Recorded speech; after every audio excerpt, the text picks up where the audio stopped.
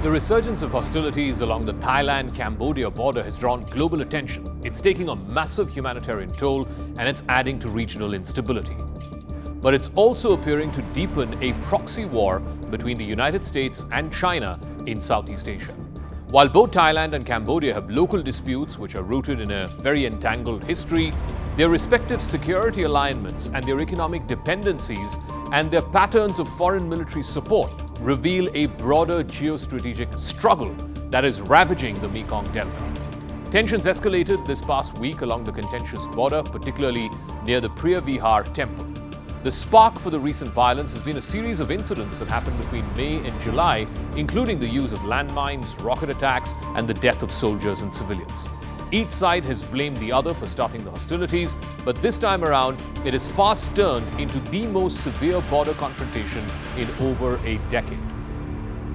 In fact, Thailand's dramatic move to deploy US-supplied F-16s in live combat, destroying military targets in Cambodia, signaled a drastic escalation. Both states quickly expelled each other's diplomats, they closed border crossings, they brought their respective armed forces to high alert. And so much so that Donald Trump had to intervene and force both sides to get into ceasefire talks, the first day of which began in Malaysia on Monday. Now, here are some reasons why this is not just a localized dispute, but a proxy war between two great powers, America and China.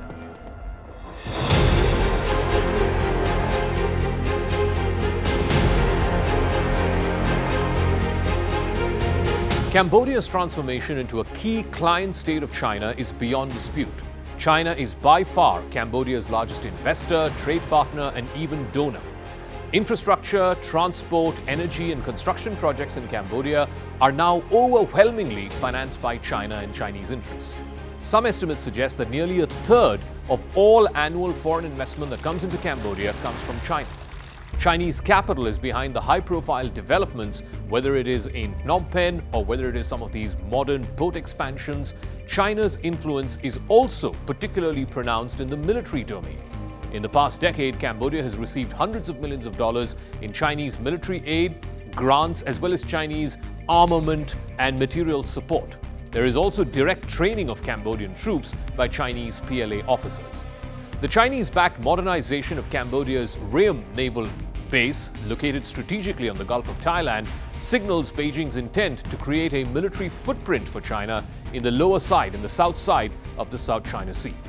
Cambodia officially denies that this Ream naval base is a permanent foreign military presence, but joint exercises like the Golden Dragon 2024, involving thousands of Chinese and Cambodian troops, have introduced new-age Chinese military technology and reinforced interoperability. Chinese equipment and doctrines are now deeply ingrained in Cambodia's armed forces, and that has raised concerns about Phnom Penh's lack of independence during this ongoing war. Thailand, on the other hand, is part of one of the oldest US alliances in Asia. Since the 1954 Manila Pact and its designation as a major non-NATO ally in 2003, Thailand has received sustained military assistance, equipment, and high-level training from the United States. There's also joint operations like the annual Cobra Gold exercise, which involves extensive US arms exports and support to Thailand, and that has provided Bangkok with some of the most modern armament in the region.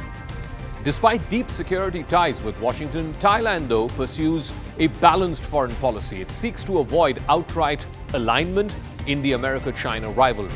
It continues military cooperation with America while maintaining significant economic ties with China. However, the recent deployment of US-supplied F-16 fighter jets in active operations against a Chinese-armed neighbor underlines the inherent risk of escalation. In moments of crisis like the recent war, this could tilt the region into being pawns in the great power competition between America and China. Now, if you were to compare the military strength of Cambodia and Thailand, whether it is manpower, organizational category, active personnel, for example, the Cambodian army has anywhere between 125,000 to 200,000, whereas the Thai army has more than 350,000 active personnel. Same goes for paramilitary forces. Cambodia has around 10,000, Thailand more than twice of that.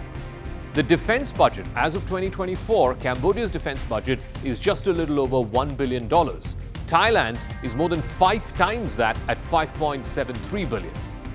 Main battle tanks, armored vehicles. Thailand maintains a much larger, much better funded and more technologically advanced military.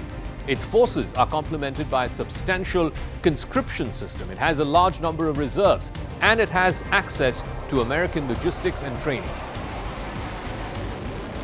Cambodia's military is smaller, it's comparatively under-resourced, though it's been buttressed recently by Chinese grants and training. Cambodia's arsenal is increasingly Chinese, whether it is small arms to rocket artillery or air defense systems.